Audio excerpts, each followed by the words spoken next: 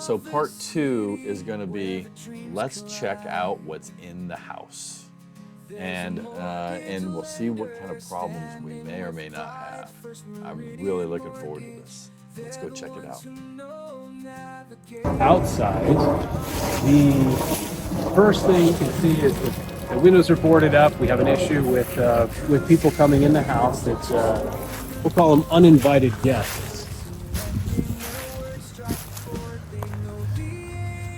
If you leave a property vacant long enough, especially if it is in a busier area, it doesn't take long for someone to figure out, especially if it's cold outside. They might be able to get in. So I've had a couple of break-ins here. Do you think these boards actually do their job, dude?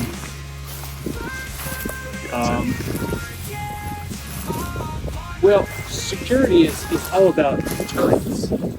And for a highly motivated person, no, the boards don't do that. Do they help? Yeah.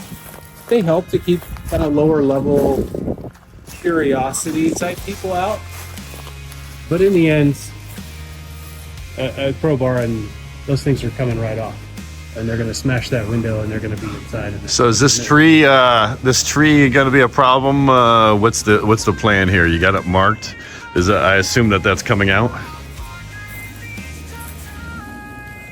So we have a problem here with this tree.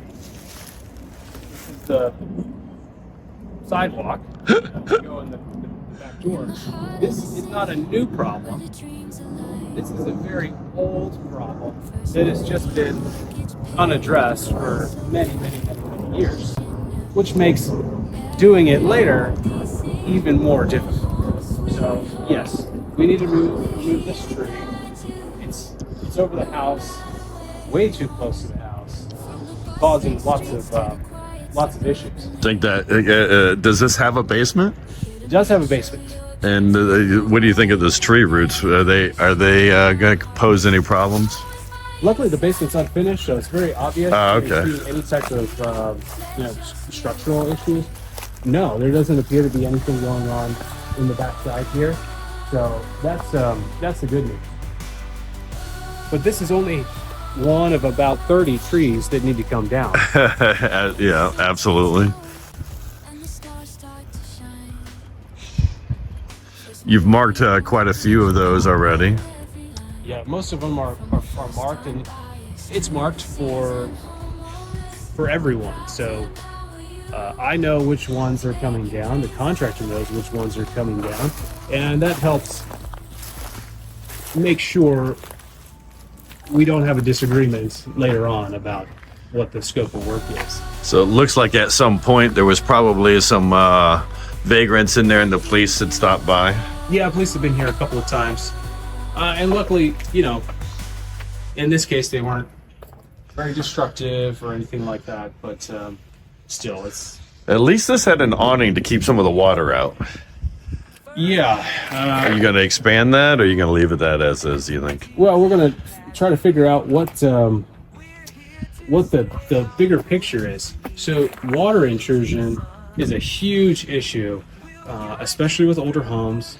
Especially, where we are right now, which is the Mount Vernon part of Alexandria, being close to the river. The water issue needs to be looked at in totality, and then we'll look at this specifically. So yes, this was an add-on that somebody put it, and it may work. It may not. I've had a couple floods, and the awnings seem to help my... All right, Ron opened it up for us. Ooh, this has got some value, potentially. Somebody got some spare parts.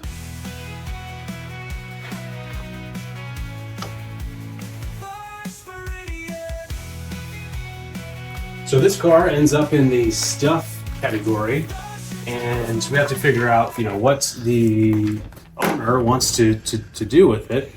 In this case, they looked at different options to refurbish it, which is a pretty expensive thing to do. But sometimes cars are exceptionally meaningful to people, especially if it's, you know, Dads or grandpas family car or something like that.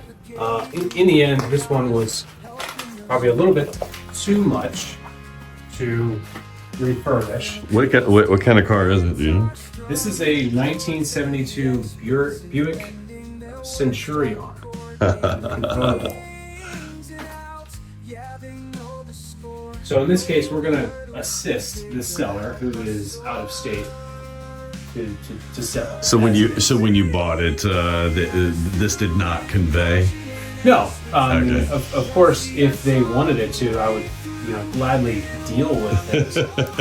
But these things do have some value, and we'd like to get it to a person who would enjoy it. Now, do you how much work do you think you'll be putting into the garage here?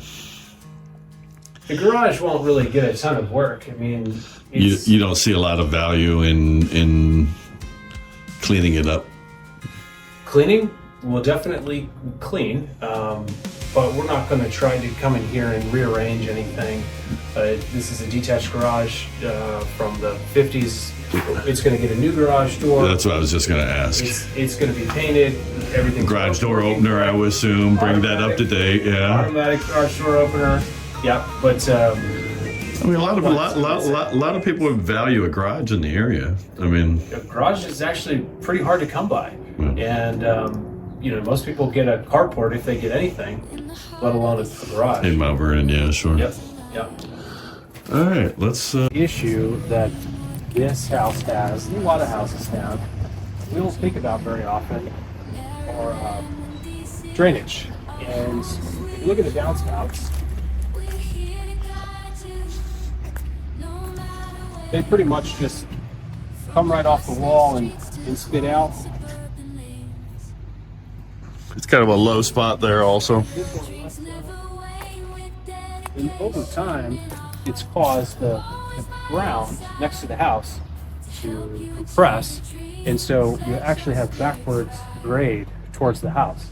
So when it rains, Water comes out of the downspout and kind of immediately comes back towards the house and sits right against the house. It puts a lot of pressure on the foundation doing that. So getting it away from the house is really, really important. And technically, it's kind of the house. The road is a little bit lower than the land, also. So is your plan there to run some pipe out and get the water away? The plan is to do what I would say is the minimum for most places. Either A, have enough grade so that the water naturally goes away from the house quickly, or B, help it and put it in a pipe and get it 10 feet away from the house. Okay. And you can do 10 feet above grade with a pipe, or you can actually put it in the dirt, so it's a little bit nicer. Gotcha. What about maybe a sidewalk going up to the front? That looks like it's been eroded over time. Yeah, this is your sidewalk here. It's gone. You know, the formula that they had for concrete, it just did not hold up.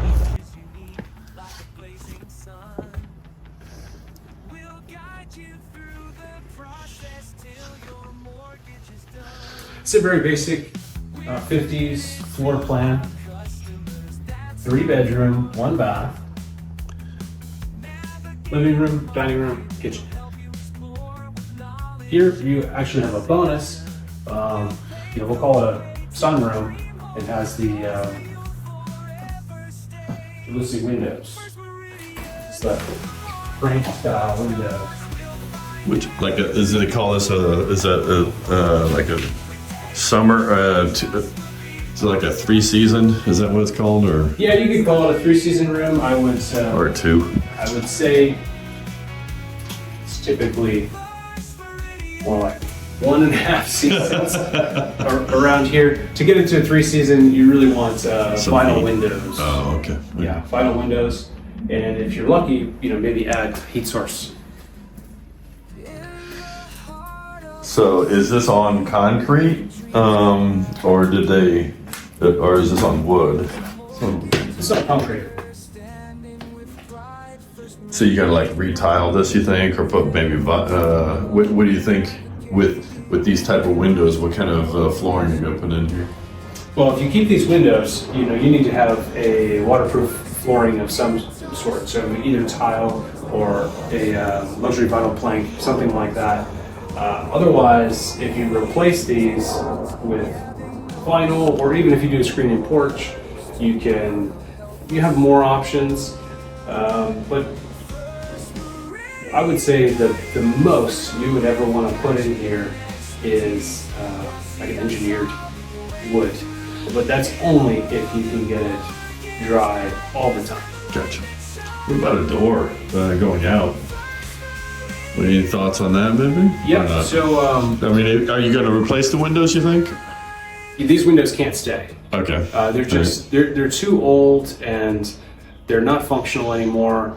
They just don't belong anymore. It needs to be upgraded. The question is, what floor plan changes should be made or could be made? Of course, it's construction. You have lots and lots of options. It's all about what's the most effective, and what are you sort of working towards in an after renovation sales price.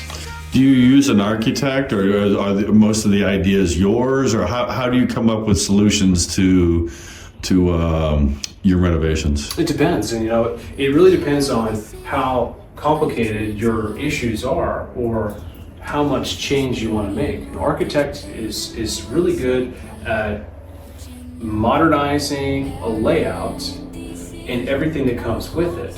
Structural changes to utilities like HVAC. They can do all those things on paper before you ever get to do it in real life. Some houses are more modern in their layout, so you don't have to be as creative to envision what a final product would look like.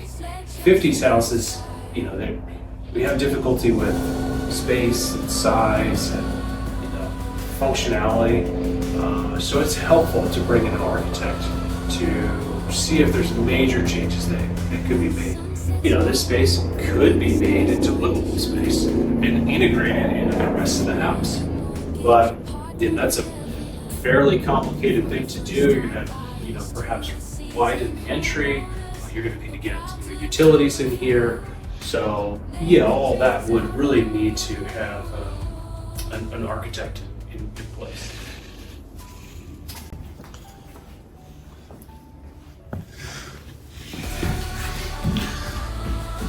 So do you think there's hardwood floors underneath the carpet? Carpet's probably going to come up and you'll see what you have there, or?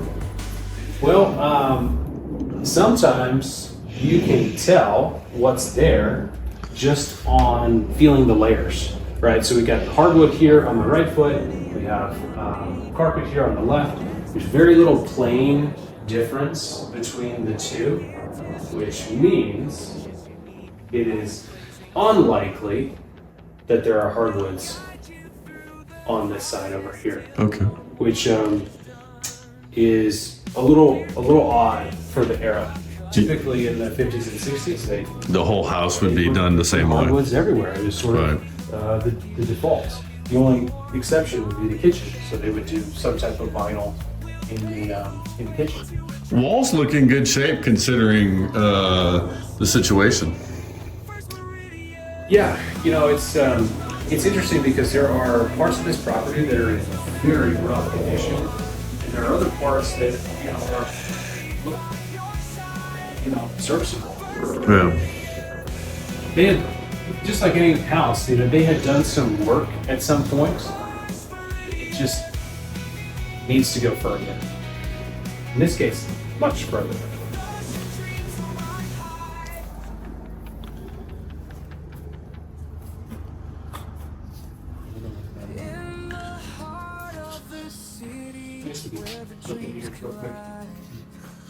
So this is probably where is most of your money going to be spent in the kitchen, in most cases. Sure. I mean, there's definitely a bulk of it that's going to be spent here, mostly because you can't keep any of this. You're going to need to start over. The cabinets, the appliances, which don't exist here, even the layouts. All those things really ought to change to be more modern. So, is the electricity on, or did you currently, or do you have concerns with taking it on, or what do you have to do do you have the main breaker off before you do that, or what do you do? Here we have an interesting problem, which is since the property has really not been looked after for a long time, there's a tree that grew into the power lines, and it caused one of the wires to come out. Okay.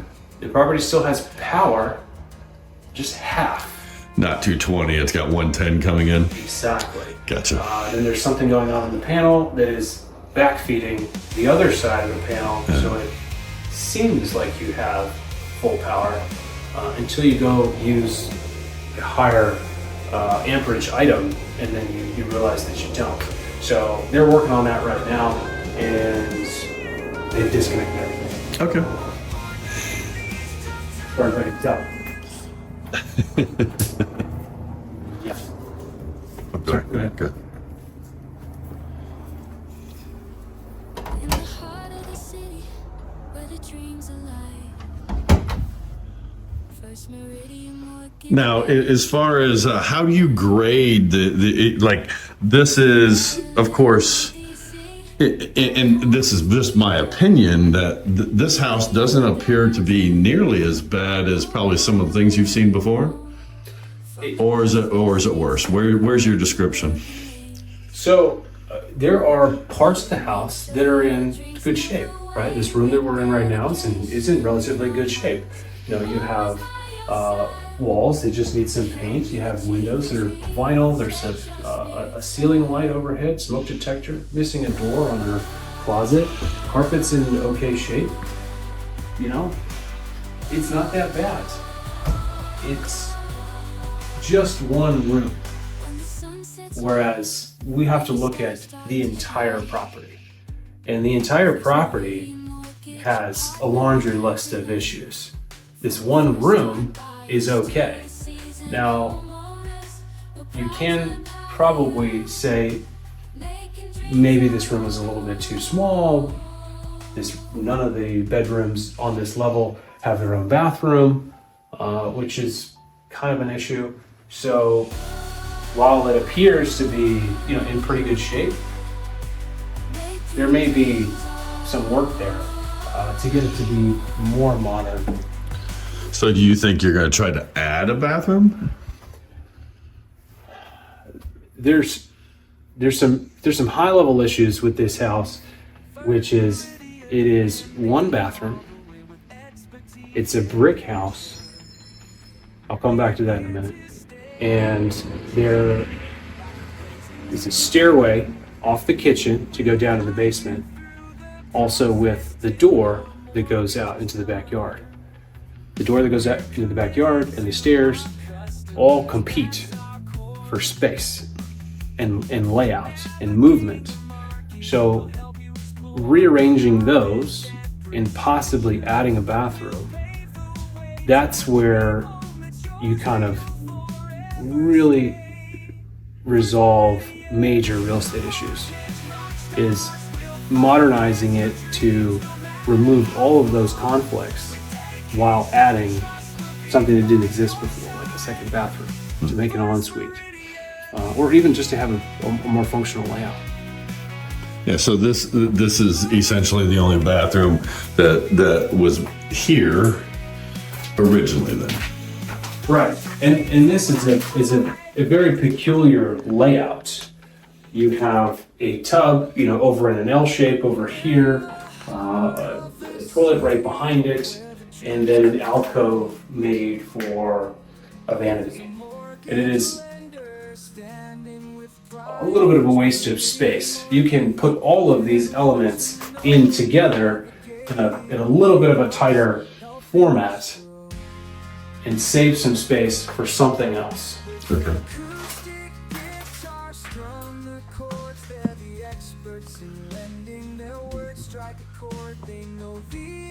This is a pretty good sized room here on this one. This would be considered The master? the primary, yeah. Okay. The only issue is you're not attached to a bathroom, Yeah, right. you're gonna share the bathroom with everyone else.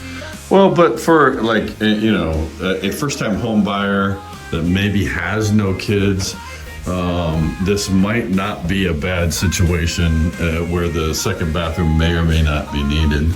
No, it's not a terrible situation. I mean, there's, you know, Single-family house. plenty of 3-bedroom, 1-bath, 2-bedroom, 1-bath houses, particularly in the 50s, and they're bought and sold all the time.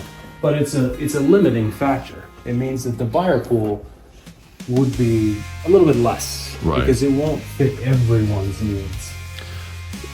How easy would it be to add a second level and another bathroom? And bedrooms upstairs? Would that, in this style house, is that possible generally? So the easiest way is probably putting on an addition. Okay. Putting on an addition is, you know, just adding a square or rectangle onto the back or side or front of a house to, you know, put in those things that you want. And it's fairly easy to do that versus Popping a whole deleting roof. everything Gotcha. and rearranging everything, or especially if you're going to try to live in it, or popping the top and going up.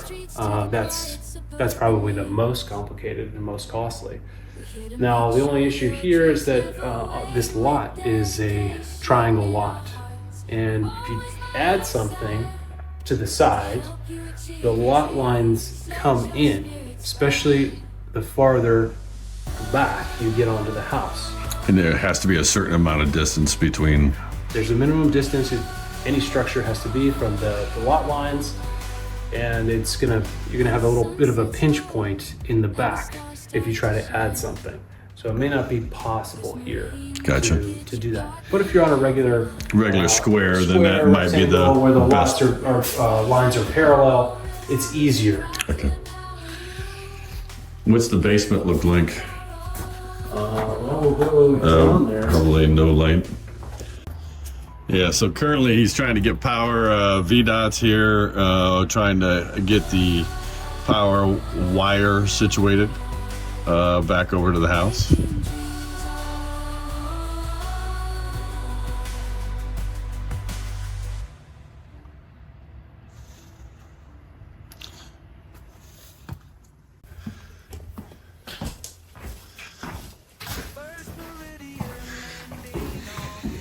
So this is where it kind of takes a little bit of a turn.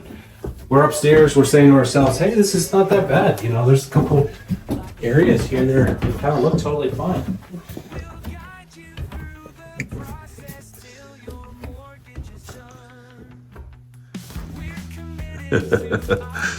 This is not fun.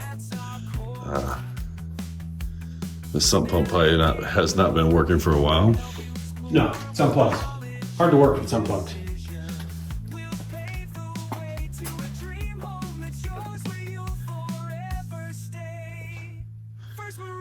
This is where the Back door. break-ins are happening. We have some of the appliances here. So, a couple of things. The most interesting is that's where your HVAC is, obviously. There is no central air here. There's never been central air here. This is just a furnace. So is the plan to change that? That is definitely the plan. Definitely the plan. To add air conditioning. So is that considered an upgrade? That is a mandatory upgrade. Oh, this one is what you gonna do here? Yeah, so this is a fuel oil tank. Yeah, from an insurance agent standpoint right now, there are a lot of insurance companies that I guess they frown more upon the underground ones. Yes, this is, at least this is above the ground, right? It's in the basement. If there was any issues with the tank, you would see it and or smell it right away. Buried ones, something could be happening underground, you would have no idea. Right. And, they do have to be replaced every so often. Are you taking this out? The plan would be to decommission the fuel oil tank. It's really not well regarded by buyers. Correct. It's a pretty volatile fuel to buy in terms of expense, or even just general thoughts about, oh man, I have to. So is this furnace even using that anymore? It doesn't appear to be so, or is it? It's a newer furnace. I mean, it's been replaced not that long ago. But I don't see a gas line going over. Yeah. You think it goes out and back in? Is that? The gas line comes right through here. The issue is it doesn't work. Gotcha. So, again, vacant house. It's been set up. It stopped working at some point. Nobody really knows. So you can probably just tap into here with central air, and you'll have central air throughout the house then, because the heat was running through this pipe. I mean, through this duct, correct? Yeah. All you have to do. So you don't have to do any extra duct work. Well, that gets into another issue, and that's what these houses are all about. Is sometimes you have easy problems to solve, and sometimes you have more challenging ones. And the more challenging one here is me. So nobody wants to walk in their basement and hit their head. And this is the raw ductwork. This is not a finished ceiling. A finished ceiling will drop even lower than this. So the issue here is the location of the ductwork and clearance. But so is your goal to make this a livable space? Absolutely. Okay. You have the entire area of the house that's duplicated downstairs. Right now it's unfinished. It provides nothing other than like a blank canvas. Absolutely. Is what you're trying to say. Yeah, it is. But there's limitations. There's limitations everywhere, right? You have all the steel columns that you have to work around. There's existing doors. Remember, it's a brick house. Right. Adding new or expanding is more difficult than on a wood house. Another issue is these windows here. If you're trying to add a bedroom, Also seems like the grade is going up. Is that? I mean, have you noticed that? Hey, look at that. Electric power while we're here. I showed you the truck out there. That's Dominion's finest right there. Yeah, they got us hooked up again. That's great. Actually, in terms of grade, we're lucky in some ways. The house has an issue with water, and if you look, there's this big spot right here. This is a low point where the water pools, and then it runs. And it runs all the way down the house.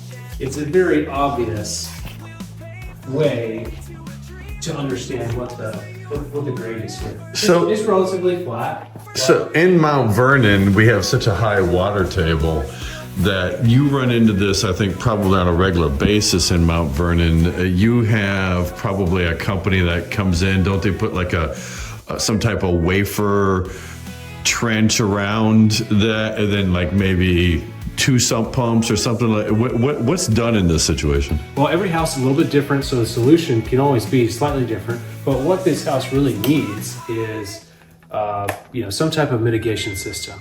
And it's called many things. Most people call it a French drain.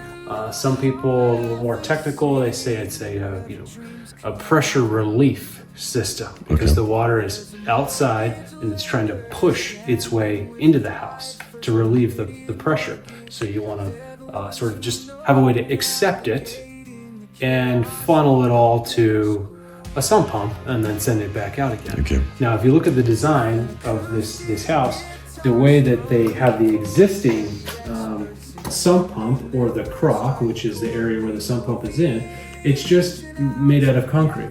There are no pipes here. It is just the concrete. So there's no way to capture the water as it's coming through the foundation.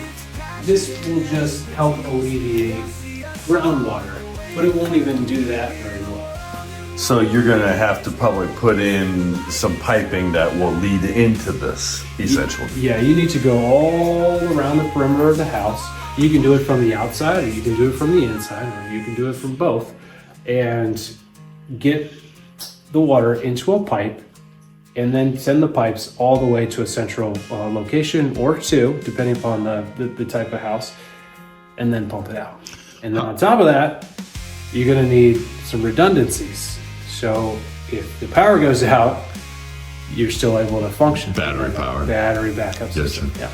What do you think just that one cost of mitigating the water in the basement so that you can use that blank canvas, what do you think just that one cost would be? Probably at least $10,000. Okay. And this is an easy one.